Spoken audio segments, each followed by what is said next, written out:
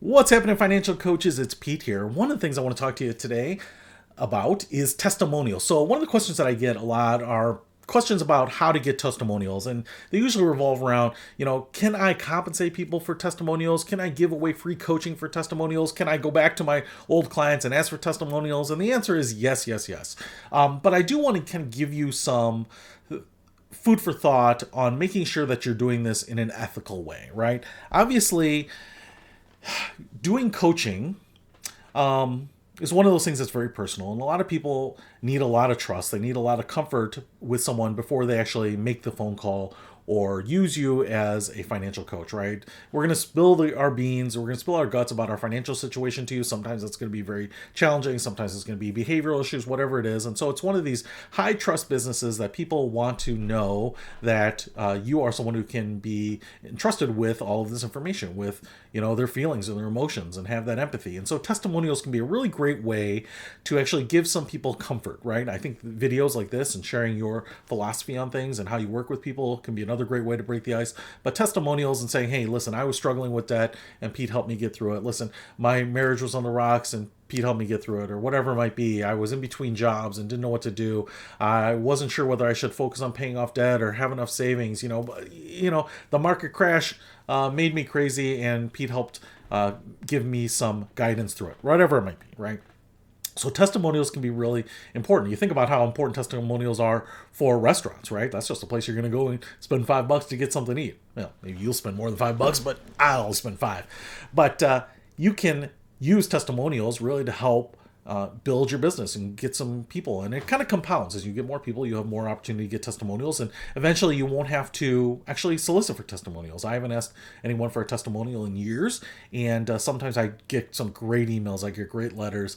Sometimes I will get a video sent to me that I'll share, and a lot of times it's just for me. I like reading these, some thank yous and things like that. Not everyone, for sure. Only the minority people will send these, but they're great. And sometimes I've asked people, hey, this was a great testimonial. Do you mind if I get you on camera or we record it? I talk to you a little bit about it. You can share your thoughts, because like I said, seeing that a person is real in their own words, what they're saying, the emotion that's on their face can be really powerful too. So I've used all versions of these, but the issue to me is that some people are going for testimonials in maybe a slightly unethical way. And so I just want to give you some of my thoughts. This is not necessarily industry convention or anything like that, but one of the things that I would like to say is that I don't think you should compensate for a good testimonial. What you want is a testimonial. And so probably the easiest way here at the beginning is, because you need beta clients, you want to work with people, you're probably giving away some time. What I would say is that, listen, what we're doing is I'm building a financial coaching business. I want to do some financial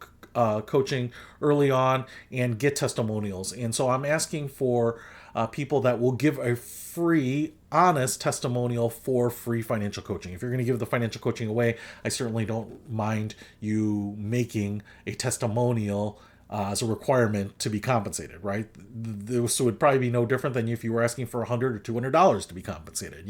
You're just asking for something. Now, what I would say is where it can be a little tricky is you want to make sure that you are saying an honest testimonial, critique, criticism, feedback, whatever it might be, that you can send it back to me. I might only use clips of it, but I don't want you to just write a good review of me. I don't want you just to give me 5 stars. I'm not giving you a free coaching session for a staged, fake, high accolade testimonial. I want honest feedback. One, it's going to make you better, but two, if there's a line in there that says, hey, this was one of the greatest experiences of my life, yeah, you can pull that out and use that as your testimonial. But that's where I would draw the line, is that I just want you to send me back your honest thoughts on it. But it's not a free coaching for good testimonials or reviews later, right?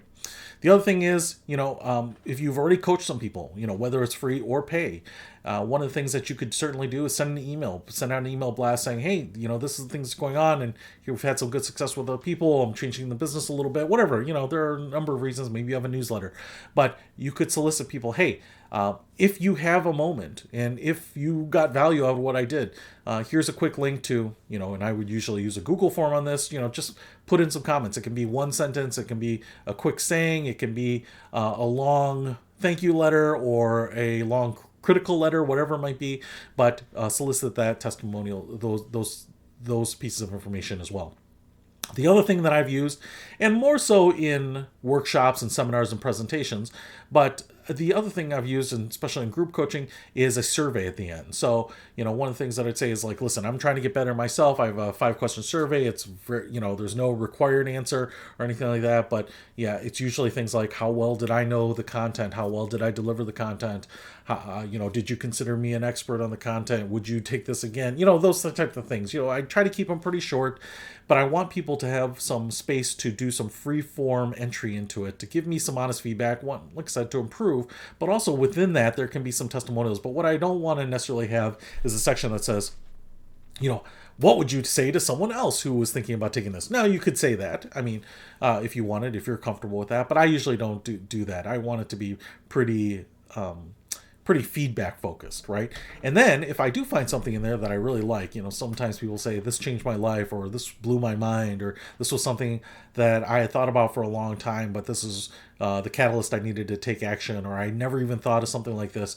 I might ask them and say, hey, you put this, is this something, do you mind if I take this out and put this up as a testimonial on my website or my Facebook page or whatever it might be? So that's when I use testimonials. Like I said, the most important thing I think here is don't try to do an exchange for a fake testimonial. Ask for real feedback. Now, as the business proprietor yourself, you get to choose what you want to advertise or put on your website or your flyers and all that stuff. But I think the good and the bad is going to make you one better. It's going to allow people to give you honest feedback, and you will probably get plenty of accolades that you can share with people. So that's it. Just do it in an honest, ethical way, and it's no problem at all. That's it. See you later.